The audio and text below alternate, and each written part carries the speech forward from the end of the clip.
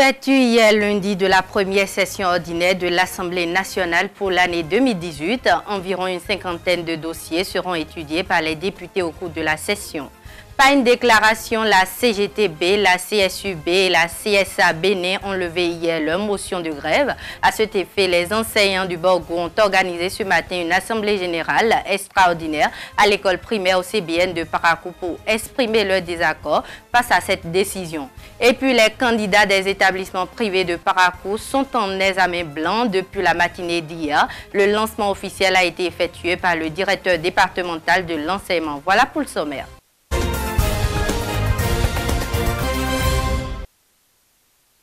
Mesdames, Messieurs, bonjour et bienvenue à tous. Trois organisations syndicales, à savoir la Confédération syndicale autonome du Bénin, CSA Bénin, la Confédération générale des travailleurs du Bénin, CGTB, et la Centrale des syndicats unis du Bénin, CSUB, ont levé leur motion de grève hier. Contrairement à elle, d'autres ont, à travers une déclaration, informé de la poursuite du mouvement.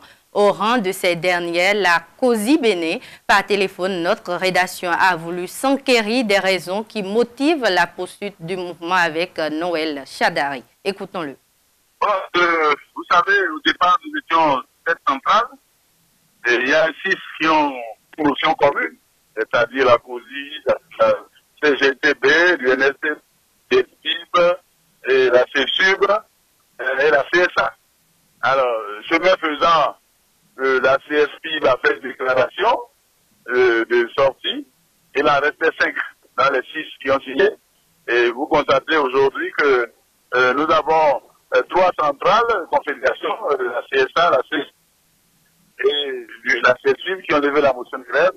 Et il en reste 2, à savoir l'UNSPB et la COSI Bénin.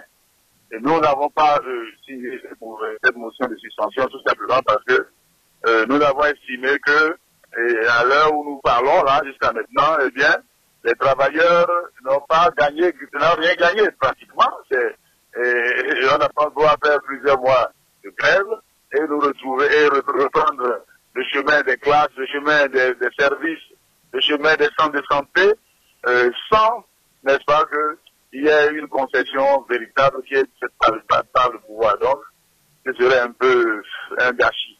Et donc, nous estimons que la grève doit se poursuivre. Et nous respectons la volonté, la décision prise par les aides centrales parce qu'il y a au nom de l'autonomie organisationnelle et elles ont la liberté de continuer ou de ne pas continuer. Nous prenons acte de ce qu'elles ont décidé de déporter les armes et, n'est-ce pas, pour les raisons que eux seuls connaissent. Mais nous estimons que les raisons suffisantes pour aller vers un dégel, une sortie, ne sont pas encore réunis et la COSI demande à tous ces militants, la COSI, nous venons d'ailleurs de faire une déclaration commune, déclaration des confédérations syndicales en lutte pour la poursuite de la grève. Il s'agit des confédérations de la CSTB, la COSI Bénin, l'UNSTB, une déclaration commune signée par les 3 secrétaires généraux, et Naïs Katamampo, Noël Chadari et Emmanuel Zounon, pour dire que au moment où nous sommes, à l'heure où nous sommes, eh bien, les travailleurs n'ont pas gagné, n'ont rien gagné, et donc il faut continuer le mouvement de grève, et pour que le gouvernement pose des actes d'apaisement. Nous ne sommes pas pour une année blanche, nous sommes contre une année blanche, nous ne voudrons pas parce que nous avons aussi les enfants, qui sont à l'école, nos parents et tout, mais en même temps, il faut que le gouvernement, n'est-ce pas, rétrocède les démarcations, ou prenne l'engagement de rétrocéder les démarcations, et puis ouvre les négociations avec les syndicats, les centrales syndicales pour la question des enseignants, des statuts papiers des enseignants, pour voir les engagements qu'ils peuvent prendre pour qu'on aille vers le 19 et qu'on ouvre les classes. Nous sommes pressés aussi d'aller en classe. Toujours sur le même sujet, les enseignants du Borgo se sont retrouvés ce matin à l'école primaire au CBN de Parakou par une assemblée générale extraordinaire. Ces travailleurs de l'État ont exprimé leur désaccord face à la levée de la motion de grève par la CGTB, la CSUB et la CSA Bénin. Jocelyne Martin-Ressou et Pierre Agbakwe pour le compte rendu. Suivi.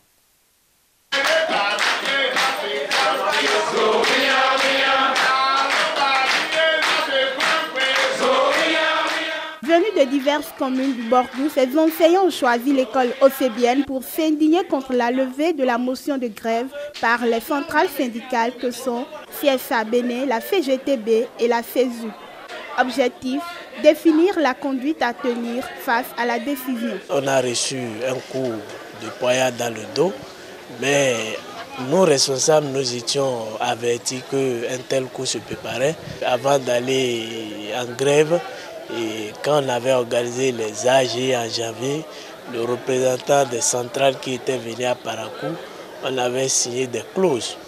Et parmi ces clauses, c'est que quelle que soit la tenue que prenaient les événements, et on devait descendre à la base pour poser les problèmes et prendre l'avis de la base. Mais cette manière de lever ou de suspendre la motion unilatérale n'a pas rencontré l'assentiment des collègues sur le terrain et ça fait que les classes sont toujours fermées. La note de levée de la motion de la grève n'a point émoussé l'ardeur de ces enseignants, car pour eux, la solidarité est leur première force. Nous, on ne travaille pas en fonction de j'appartiens à telle centrale ou telle confédération, non. Nous, c'est l'unité d'action. Ça fait qu'on est toujours ensemble. Quand vous nous prenez, c'est un bloc. Donc, dans le Borgou, il ne peut pas avoir les représentants de ci, de ça. Tant que l'ensemble, on ne va pas décider de reprendre, les coups ne vont pas reprendre.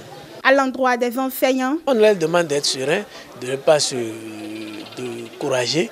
Et le coup qu'ils ont reçu avec le temps, chacun va digérer et la lutte continue de plus belle. Après 3 mois de lutte, la fin des mouvements de débrayage est encore loin. Chaque année, l'Office du baccalauréat organise avec le concours des directions départementales des enseignements primaires et secondaires ainsi que des partenaires sociaux des séances d'établissement des listes de correcteurs et surveillants à l'examen du baccalauréat. Pour cette année, dans les départements du Borgou et de l'Alibori, c'est le lycée Mathieu Bouquet de Parakou qui a abrité les travaux. Compte rendu, Jocelyne Martin-Hessou et Félix Lamandoucil. Venus des départements du Borgou et de l'Alibori, ces enseignants se sont retrouvés dans la matinée de ce lundi au lycée Mathieu Bouquet de Parakou. Objectif, valider la liste des correcteurs et surveillants au baccalauréat 2018. Nous avons l'habitude, avec le concours des DDS, des partenaires sociaux, des inspecteurs, des conseillers pédagogiques, d'arrêter la liste de correction et de surveillance. C'est-à-dire les professeurs qui doivent corriger le bac pour la session de 2018 et les professeurs aussi qui doivent surveiller. Donc c'est cette séance-là, nous sommes chargés de les retenir dans les départements. Nous avons déjà fait pour l'Atakora et la Donga, le jeudi, le vendredi, le samedi. Et ce matin, nous sommes pour l'Alibori et le Borgou. Ainsi, pour être sélectionné sur la liste des correcteurs, cela nécessite un véritable parcours de combattant, car n'est pas correcteur ou surveillant qui veut, mais qui mérite. C'est plusieurs étapes de sélection au niveau de l'établissement, au niveau départemental et au niveau national. Une commission nationale au niveau de l'Office du baccalauréat descend, comme vous l'avez constaté, et élargi à tous les autres acteurs, collectifs des chefs d'établissement, collectifs des partenaires sociaux, les conseillers pédagogiques, les inspecteurs, tout ce monde se réunit pour examiner les différentes propositions faites par les chefs d'établissement, pour voir la fiabilité de ces propositions, parce qu'il y a des critères précis. Un correcteur ou surveillant, un enseignant qui a la craie, un enseignant expérimenté, un enseignant ayant tenu au moins 2 ans les classes de terminale, un enseignant qui respecte les principes déontologiques de bonne moralité, de respect de la trilogie enseignement, apprentissage, évaluation. En un mot, c'est un enseignant qui sait évaluer. Pour les corrections, aucun intrus ne sera accepté dans les divers centres. N'importe qui ne sera pas sollicité pour corriger le baccalauréat béninois, qui est un label tant en Afrique que dans le reste du monde. Le dispositif est tellement rigoureux, efficace, efficient que seuls ceux qui devraient être conviés à cette tâche sont choisis pour surveiller et corriger le baccalauréat. Une personne étrangère ne peut nullement corriger le baccalauréat. Je vous certifie, je suis inspecteur de l'enseignement secondaire et j'ai participé à différents stades, tant au niveau des établissements, au niveau départemental qu'au niveau national, à cette validation des listes de correcteurs. C'est suffisamment un dispositif outillé. Nous nous connaissons tous, ceux qui sont à la CREI et ceux qui ne sont pas à la CREI. Aucun étranger au système ne pourra prendre part à ces travaux. Et même si un étranger arrivait à s'infiltrer, le jour venu, il y aura encore d'autres tirs sur le terrain. Passé cette étape, la liste départementale sera transmise au niveau national où une commission mise en place pour la circonstance se chargera d'établir la liste définitive des surveillants et correcteurs du baccalauréat 2018.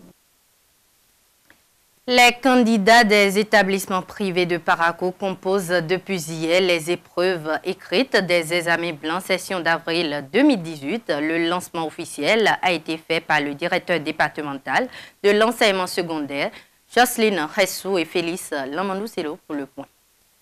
C'est bien l'examen blanc qui est l'antichambre de l'examen vrai.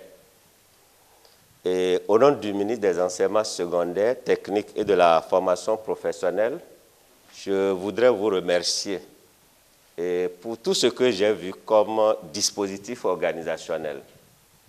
C'est une tradition, certes, mais une tradition dans la continuité. Ainsi démarrent les examens blancs session d'avril 2018 dans les établissements privés de Parakou. Malgré la grève dans le secteur de l'enseignement public au Bénin, ces responsables d'établissements privés n'ont pas baissé les bras. Ils ont organisé un examen blanc pour jauger le niveau de leurs candidats au BEPC, BAC et au CAP 2018. C'est le collège Les Hibiscus qui a abrité le lancement officiel des épreuves. L'examen blanc, c'est une activité régulière. Depuis cette année, c'est inscrit dans les activités de toutes les directions départementales. Ça veut dire que le gouvernement attache un prix au rendement des évaluations externes. Le succès, c'est 1% d'inspiration, 99% de transpiration. Avant tout, le directeur départemental a rappelé les principes de surveillance. Chers collègues, vous avez enseigné tout au long de l'année. Vous avez atteint un niveau satisfaisant dans l'exécution des programmes. Nous sommes dans la trilogie enseignement, apprentissage, évaluation. Voilà une nouvelle étape dans le cheminement qui conduit nos élèves vers le succès à 100%. Vous avez le devoir d'appliquer tous les critères qui régissent l'organisation d'un examen, qu'il soit blanc ou vrai. C'est la surveillance. Il n'y aura plus autre activité à mener en dehors de la surveillance. Il n'y a pas de lecture parallèle à faire, pas de distraction, pas de familiarité avec les candidats. Placez-vous dans les conditions d'examen. À l'endroit de ces candidats, nous leur demandons, surtout vu le climat social dans lequel ils évoluent présentement, de ne pas considérer cette activité comme étant une routine ou bien un amusement, un passe-temps. Non, ils n'ont qu'à y mettre tout le sérieux qu'il faut pour se préparer convenablement à l'examen national qui, on l'espère, se déroulera comme il se doit. Les apprenants doivent respecter la tranche horaire réservée au déroulement des épreuves, respecter les consignes, respecter les surveillants, se concentrer sur leurs copies, éviter la tricherie et surtout lire attentivement les épreuves qui leur sont proposées. Donc il n'y a pas de panique. Celui qui apprend quotidiennement réussira à 100%. Notons que les candidats composent d'environ 6 centres répartis dans la ville de Parakou. Direction Porte-Novo à présent pour parler de l'ouverture de la première session ordinaire de l'Assemblée nationale pour l'année 2018 qui a eu lieu hier. Une cinquantaine de dossiers sont au menu de cette session qui se tient à un an des prochaines élections législatives. Maître Adrien Humbegi a présidé la cérémonie officielle d'ouverture de la session qui a vu la présence des présidents de l'Assemblée nationale du Togo, du Niger et du Burkina Faso. Reportage Peko Mamé Aladaye, Laza Mouza. Les tests de la République ont voulu que ce soit ainsi et la tradition a été une fois encore respectée en cette matinée du lundi 9 avril 2018. Tapis rouge, honneur militaire, cérémonie solennelle d'ouverture de cette session ordinaire de l'Assemblée nationale, la première pour l'année 2018 qui voit 3 hôtes de marque, les présidents de l'Assemblée nationale du Togo, du Niger et du Burkina Faso. Acte premier, présentation des civilités par le président de l'Assemblée nationale du Bénin. Je vous remercie tous et toutes d'avoir compris la portée de la manifestation en prenant sur votre temps et sur vos occupations pour nous honorer de votre présence. À tour de rôle, les présidents de l'Assemblée nationale du Burkina Faso, Alassane Sakandé, du Niger, Ousseini Tini, et du Togo, Daman Dramani, ont délivré chacun un message face à la représentation nationale.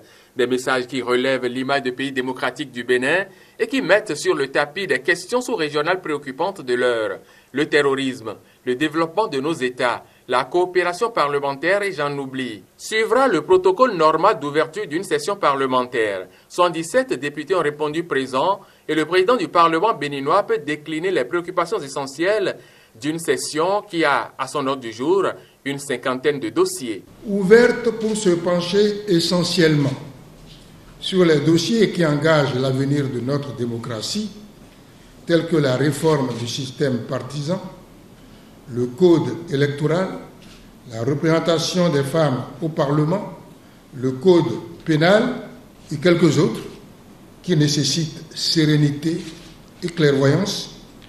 Voici que nous devrons siéger dans un climat de tension et de contestation politique virulente. Maître Adrien Humbegi a donc appelé à la sérénité au cours des travaux afin que les débats ne tournent à des incidents regrettables. Dans un Parlement, tout peut se dire, tout, sauf à respecter l'autre, sauf à respecter les institutions, sauf à éviter que les injures ne fusent, que les coups de poing ne pleuvent ou que les chaises ne voltigent.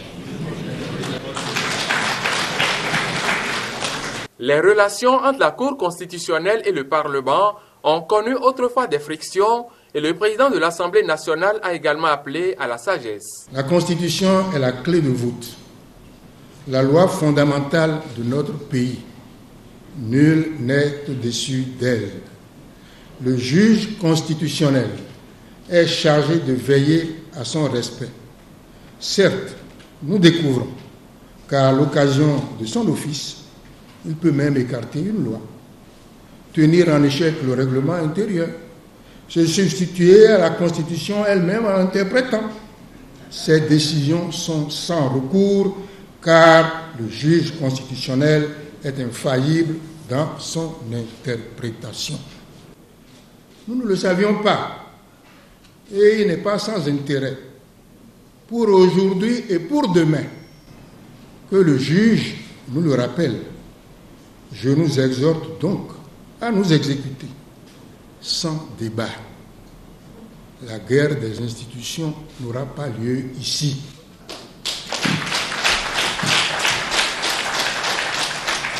Plusieurs autres sujets ont meublé le discours du président Humbegi. Les grèves perlées, les crimes rituels, la reprise des activités parlementaires, de contrôle de l'action gouvernementale. En souhaitant plein succès à nos travaux, je déclare ouverte la première session ordinaire de l'année 2018. Suspension de la séance, salutation d'usage et annonce de la reprise des travaux pour le mardi 10 avril 2018 avec l'examen du rapport d'activité du président de l'Assemblée nationale. Il faut dire que les invités de marque à la cérémonie solennelle d'ouverture ont également délivré des messages. Le terrorisme, la coopération parlementaire et le développement économique de la sous-région sont entre autres sujets au cœur de leurs propos. Écoutons-les. L'ouverture de la présente session parlementaire intervient dans un contexte sous-régional dominé à la fois par les questions sécuritaires et les défis liés au développement. En effet, aux effets néfastes de la dure et inique loi de la globalisation sont venus s'ajouter les méfaits du terrorisme qui enrayent nos efforts de développement. Face à ces deux épreuves qui menacent nos économies, déjà fragiles, et mettent à mal la stabilité de la sous-région, la meilleure réponse réside dans la mutualisation de nos actions. N'est-ce pas ce que nous a enseigné le roi Gézo d'Abomey quand il a dit « Si tous les fils du royaume venaient par leur main assemblée boucher les trous de la jarre, le pays serait sauvé. » La jarre ouest africaine est touchée. Alors, à travers l'UEMOA, la CEDEAO et la force conjointe G5 Sahel, défendons-la. Je ne doute pas un seul instant que cet impératif est celui du président Patrice Talon. Je ne doute pas un seul instant que cet impératif est celui de la représentation nationale. Je ne doute pas un seul instant que cet impératif est celui de l'ensemble de la classe politique béninoise. Qu'il est plus qu'urgent d'améliorer le fonctionnement de nos organisations parlementaires communes, comme le comité interparlementaire de l'UMOA, le Parlement de la CEDEAO, l'Assemblée parlementaire de la Franconie, l'Union des parlements africains. Je voudrais également solliciter votre actif appui pour renforcer les relations entre nos deux assemblées, afin que la diplomatie des peuples contribue à vivifier la diplomatie des gouvernements. À cet égard, je vous prie d'être mon interprète auprès de son Excellence M. Patrice Talon pour lui transmettre l'estime et l'aimable salut de son frère et ami, le président Issoufou Mahamadou. S'agissant des relations entre nos deux pays, je pense que c'est le lieu de remercier chaleureusement le Bénin pour toutes les facilités d'accueil qui sont faites à nos nombreux compatriotes qui vivent en parfaite symbiose avec leurs frères béninois au port de Cotonou, dans les marchés, dans les quartiers des villes et villages de votre beau pays. En matière de relations économiques, je voudrais pouvoir compter sur votre appui et la diligence de votre représentation nationale afin que le processus de prolongement de la ligne ferroviaire de Parakou à Niamey ne connaisse plus de retard. De même, en rapport avec nos instances consulaires, je voudrais pouvoir compter sur vous pour que le corridor Bénin-Niger soit débarrassé de toutes les entraves qui retardent le transit des biens et marchandises vers mon pays. Un bilan objectif nous oblige à reconnaître que beaucoup reste encore à faire en raison des nombreux écueils qui continuent de freiner notre élan commun vers une véritable intégration de nos peuples et pays respectifs. J'avais suggéré que nous réinventions ou dépoussiérions notre coopération parlementaire afin que celle-ci serve à faire tomber les digues des hésitations, les murs des forteresses de repli sur soi, afin que nous puissions donner et recevoir les uns les autres, ouvrant ainsi des signaux d'une coopération plus dynamique et plus fructueuse pour nos États. Mesdames, Messieurs, ainsi se referme cette session d'information de la mi-journée. Merci d'être restés en notre compagnie. Je vous souhaite un bel après-midi à chacun et à tous. Au revoir.